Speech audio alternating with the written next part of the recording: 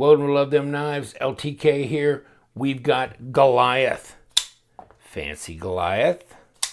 Standard Goliath. Either way, they're absolutely huge.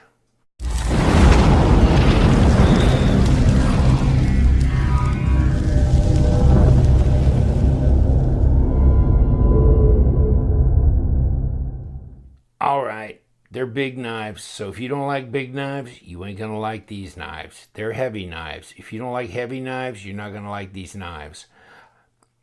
I love the style of these knives. I like the design. There's a lot of Maxace knives that I really like. Very attracted to. Now, if you want something practical, how about the balance in G10 with M390 steel? Had that tested, 59.6 HRC, which is really close to 60. So really tested well, and it's real M390.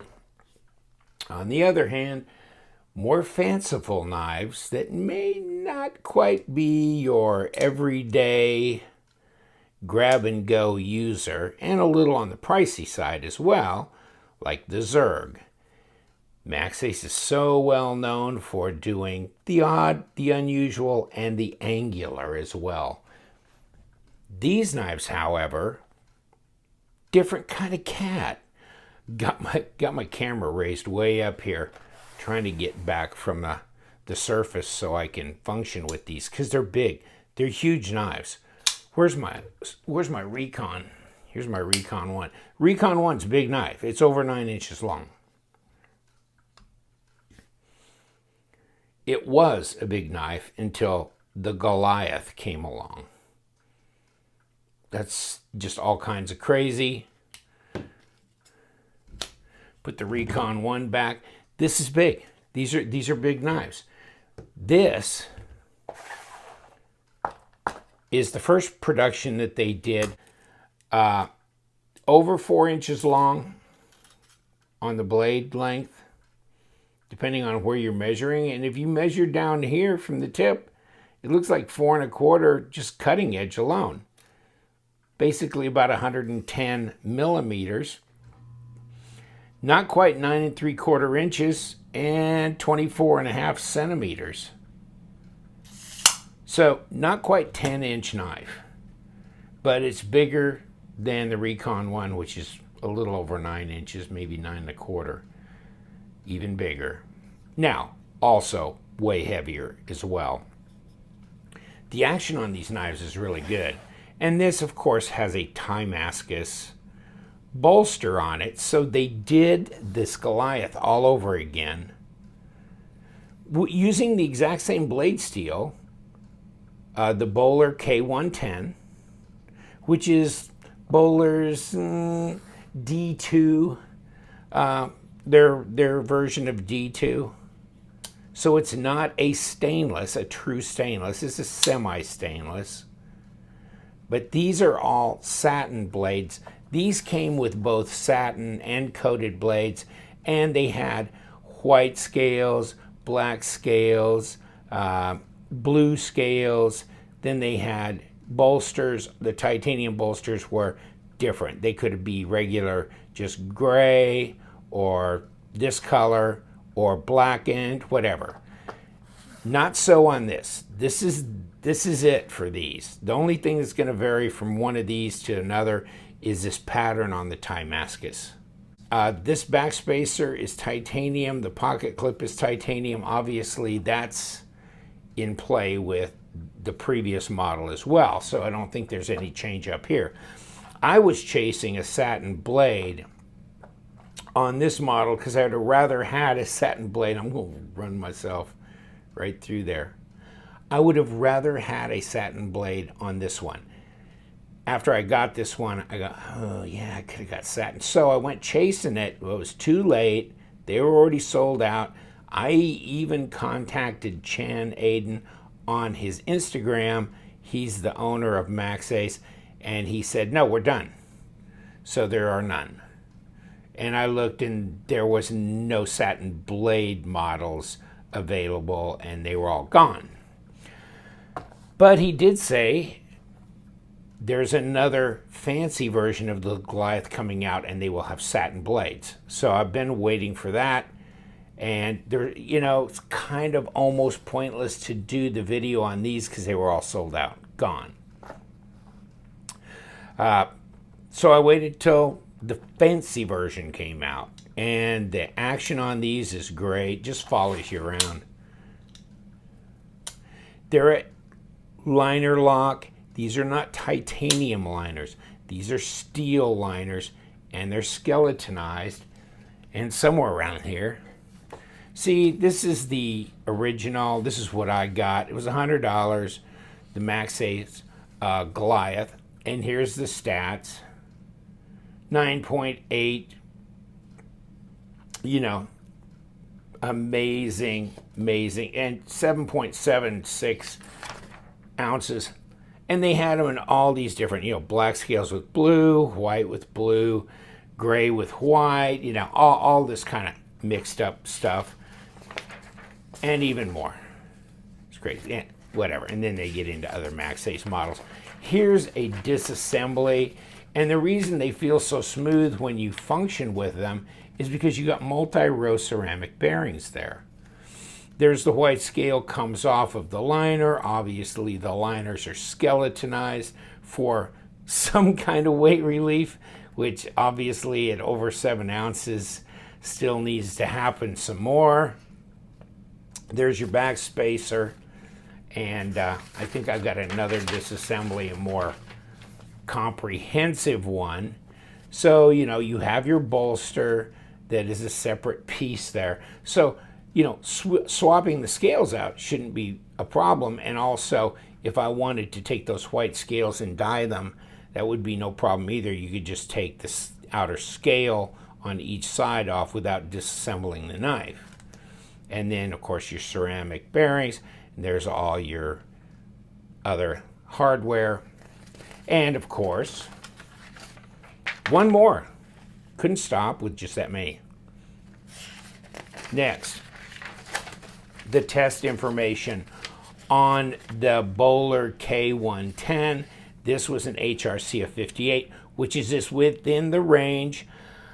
I believe it's a 57 to 59 or right in there for that hardness level. There you go. There's the old, and you can see the chromium. Yeah, it's definitely not a stainless. You get into the stainless when you're at plus, well, around maybe 14%, a true stainless. So this is definitely not stainless. I think they had advertised their HRC at a little higher level, 62. So I will send the new one in just to have the HRC tested. If anything, see how that compares with this one. Like the Maxace Balance, I also had that tested 59.6, and that was the M390. So that was nice, and like again, the Goliath. So this was tested as well. There's the HRC divot on that. Yes, it's real M390. Yes, it's probably a lot more affordable than this is going to be because of this zirconium or this Tuyaknife.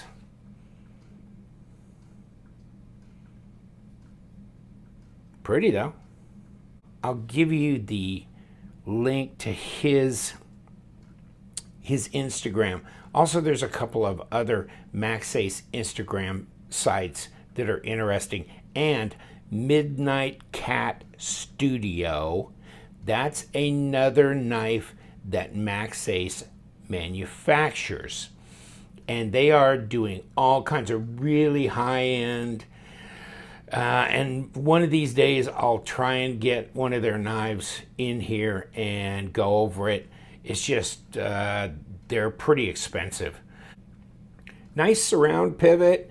Fit and finish is good. Action's wonderful on these. Detent is appropriate with the multi-row bearings, and I know that's a lot of blade to throw out. It's a 4mm piece of blade stock. But I couldn't fail this one. I could fail the other one, which is a little odd, but so the detent's a little bit different. almost 4mm blade stock. Let's get to inches. Please get to inches. 0.154. And this here thickness is not quite 16mm, 0.62. Let me wiggle it a little. Yeah, 0.62. So it's a handful. I mean, it is a handful, but the ergos feel good. The pocket clip, it ends like this, which is not my favorite way for a pocket clip to go.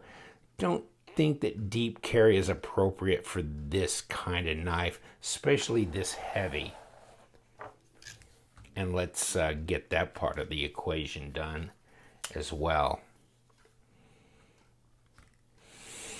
219 grams. You know, it's just a whole bunch of knife. 7.74 ounces. These are big. These are really heavy. I mean, this is not that much shorter, and it's 5.28 ounces. Some people would call that heavy, but they're definitely going to call this heavy. This is not discreet office carry or that kind of thing. This is definitely for when you got your belt cinched up tight enough. But yes, they will carry. I've carried it.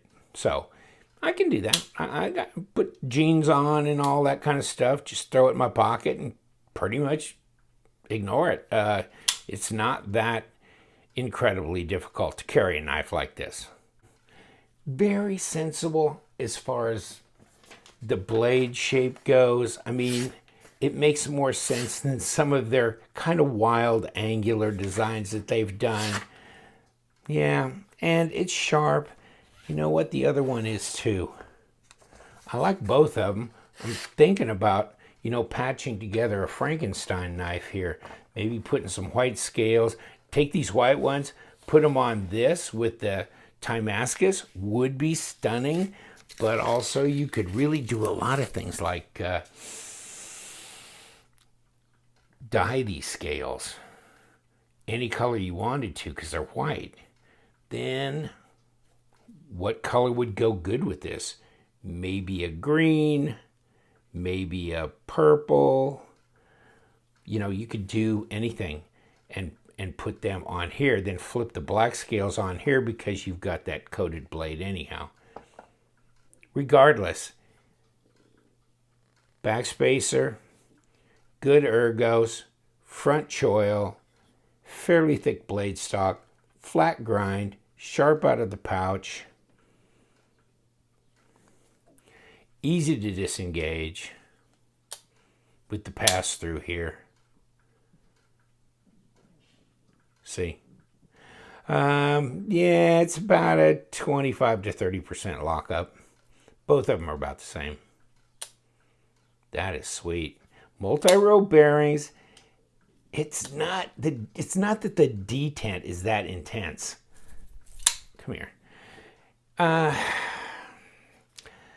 You know, with probably 1 to 10 and 3 being the weakest detent I've dealt with and 7 being the strongest, this is maybe a 5.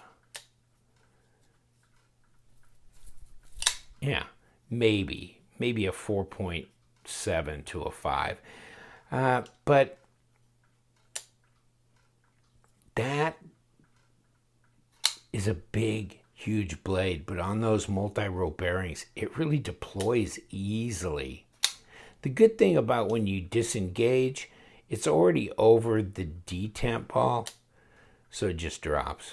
So it makes it actually a great flipper toy, as well as a huge monster knife. So if you like monster knives, you like the Damascus, Mokutai, whatever you want to call it, that might be your knife right there. I know one thing. These are both going to be keepers for me.